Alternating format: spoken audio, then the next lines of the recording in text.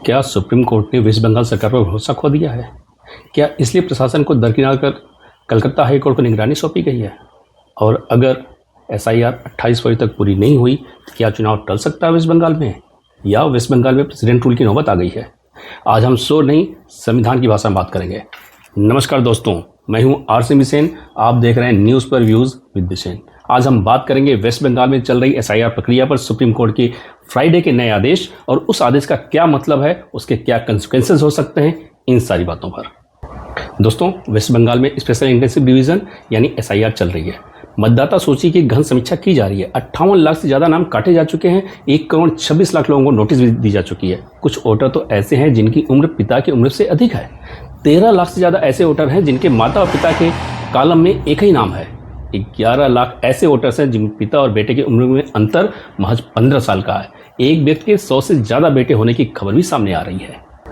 ऐसे में वेस्ट बंगाल में स्पेशल इंटेंसिव रिवीजन यानी एसआईआर की प्रक्रिया और भी महत्वपूर्ण हो जाती है। मतदाता सूची गहन समीक्षा का उद्देश्य ही है फर्जी नाम काटना, डुप्लीकेट एंट्री खत्म करना, नए योग्य मतदाता जोड़ना। एसआईआर की प्रक्रिया में लापरवाही के आरोप में 7 अधिकारियों को चुनाव आयोग ने सस्पेंड भी कर दिया है। ऐसे में राजनीतिक आरोप प्रत्यारोप का दौर शुरू होना, वो भी वेस्ट बंगाल में, लाजमी है। वहाँ पे राजनीति हमेशा चरम पे रही है। मुख्यमंत्री ममता बनर्जी ने इलेक्शन कमीशन पर आरोप लगाया कि केंद्र सरकार के प्रभाव में आकर इलेक्शन कमीशन वैलिड मतदाताओं को डिलीट कर रहा है। मामला पहुंचा सुप्रीम कोर्ट। सुप्रीम कोर्ट ने सीधे प्रशासनिक अधिकारियों जैसे सचिव, मुख्य सचिव, डीआईजी या गृह सचिव को जिम्मेदारी देने के बजाय इस मामले में फ्राइडे को कलकत्ता हाई कोर्ट को यह जिम्मेदारी सौंपी। मुझे नहीं याद आता कि ऐसा पहले कभी हुआ है। यह बहुत महत्वपूर्ण संकेत है। क्यों? क्योंकि राज्य प्रशासन और पुलिस राज्य सरकार के अधीन होते हैं। राजनीतिक माहौल पहले से ध्रुवीकृत है। ट्रस्ट डेफिसिट अब सुप्रीम कोर्ट को भी दिखाई दे रहा है। इसलिए कोर्ट ने जुडिशियल ओवरसाइट चुना। बजाय स्टेट गवर्नमेंट के एडमिनिस्ट्रेशन को ये जिम्मेदारी सौंपने को, उसने कलकत्ता हाई कोर्ट को जिम्मेदारी सौंपी ताकि पूरी प्रक्रिया पर निष्पक्ष निगरानी हो। और राज्य सरकार पर सीधा आरोप तो नहीं है सुप्रीम कोर्ट का, लेकिन एक्स्ट्रा कॉन्स्टिट्यूशनल कॉसेस यह जरूर है। इस पूरी विवाद में एक और असाधारण घटना देखने को मिली।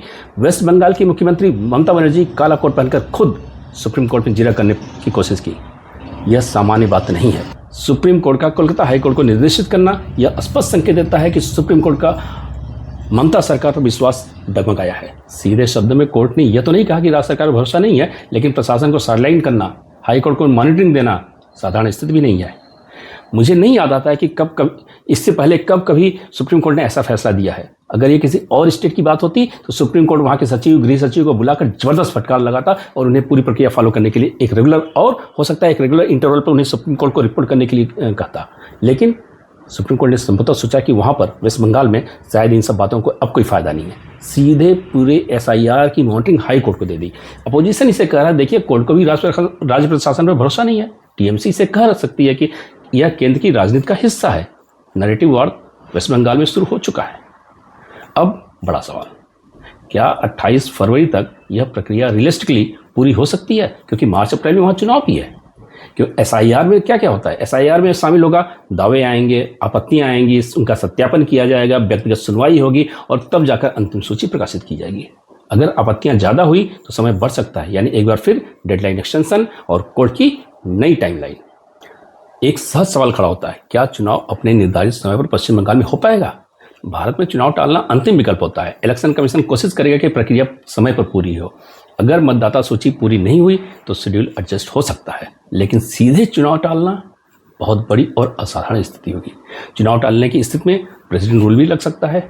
गवर्नमेंट का अपना जो टेन्योर है वो पूरा हो जाएगा 5 साल का। तो आइए अब इस संदर्भ में देखते हैं कि प्रेसिडेंट रूल लगाने की नौबत अगर आती है तो किस परिस्थिति में आती है। आर्टिकल 356 के तहत प्रेसिडेंट रूल तब लगता है जब राज्य में संवैधानिक मशीनरी फेल हो जाए, या सरकार बहुमत खो दे, या फिर कानून व्यवस्था पूरी तरह ध्वस्त हो जाए। एसआईआर में देरी अपने आप में कॉन्स्टिट्यूशनल ब्रेकडाउन तो नहीं है, इसलिए सिर्फ इस कारण से प्रेसिडेंट रूल की संभावना शायद बेहद कम है। लेकिन ऐसा भी नहीं है कि मुख्य चुनाव आयुक्त और प्रदेश के मुख्यमंत्री के बीच में पहले कभी जबरदस्त टसल नहीं हुआ हो। खूब हुआ है। बिहार 1995 के चुनाव में टीएन शेषन और लालू प्रसाद यादव के बीच जबरदस्त गर्मा गर्मी हुई थी। लालू यादव ने खुले आम चुनाव के बाद टीएन शेषन को देख लेने की बात कही थी और एक सभा में लालू यादव बड़े ठेठ अंदाज में कहे, इस शेषनवा कैल का चाह था, चुनाव के बाद एक देख ले, कुल मशीनियां उठा के यहाँ से कूड़े में फेंक दे। ये चुनाव करावा था कि कुंभ?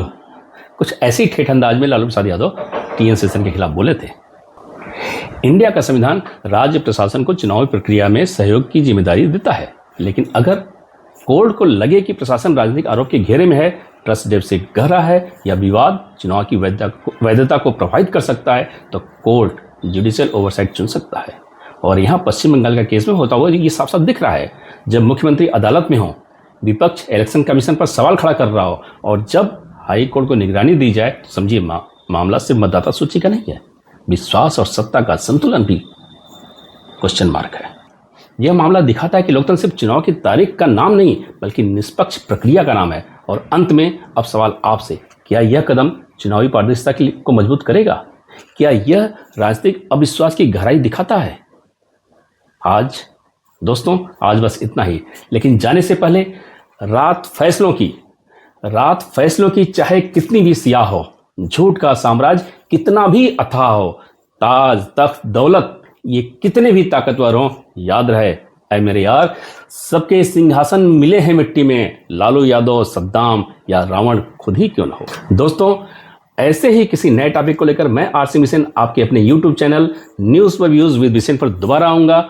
ऐसे ही गहरी विश्लेषण के लिए आपसे अनुरोध है, चैनल को सब्सक्राइब करें, वीडियो को लाइक करें और शेयर जरूर करें। हम फिर मिलेंगे एक और नए तीखे मुद्दे के साथ, तब तक के लिए अलविदा, नमस्कार।